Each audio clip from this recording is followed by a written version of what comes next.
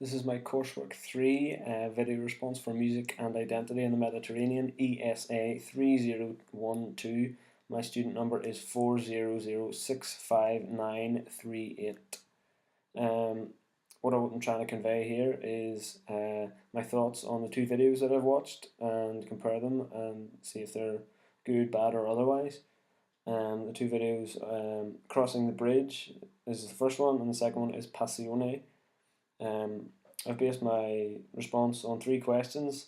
First question, what kinds of music are represented? Two, how do the perspectives of the creators differ? And three, is the depiction of the cities and their music realistic or idealized? Okay, the first video, Crossing the Bridge. What kinds of music are represented in the documentary?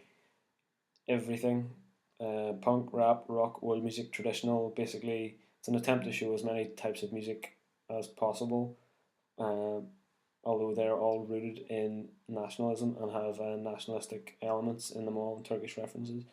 How do the perspectives of the creators differ? As similar to the last thing, they all point to westernization, be it clinging to a sense of nationalism. I think it's a large attempt to correct the assumption that the East is East and the West is West, and that's very heavily argued throughout. Third question, is the depiction of the city and its music realistic or idealized? I think it says that the city of Istanbul belongs to both Asia and Europe, East and West. I think that's a very accurate description of what's going on. The idea being that the music is nomadic and it moves around. But you have the likes of punk music, which is not very authentic in terms of Turkish music or culture. It's an anti-establishment genre, although there's a desire to sound American. You have that very obviously in rap. It has like a set of behaviours and an idealised culture. Having a woman on your arm, all the cars, the drugs, and all that sort of thing. Although with that said, rap sounds like rap no matter where you go. It doesn't matter if it can't really sound Turkish. Well, especially in the video, it doesn't really sound Turkish. It just sounds like rap. Even whenever you think of the punk sections, I think that they are quite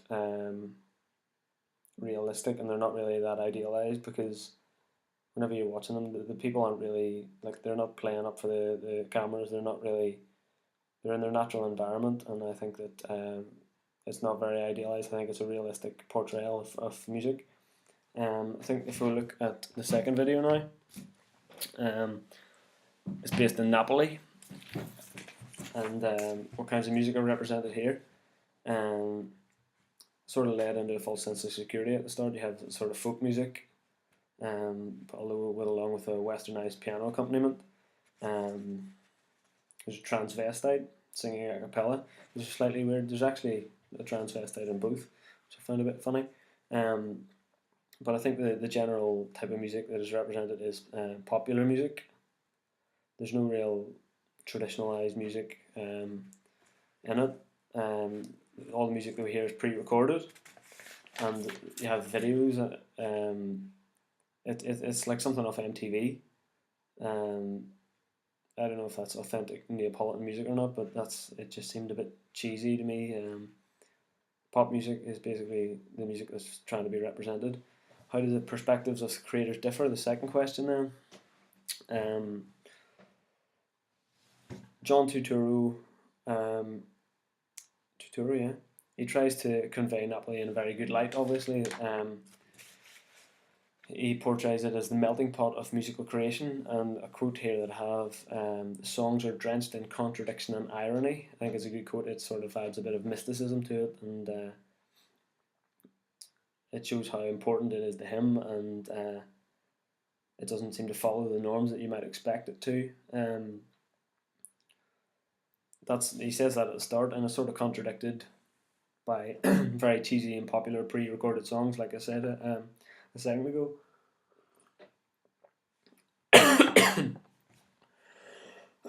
Excuse me.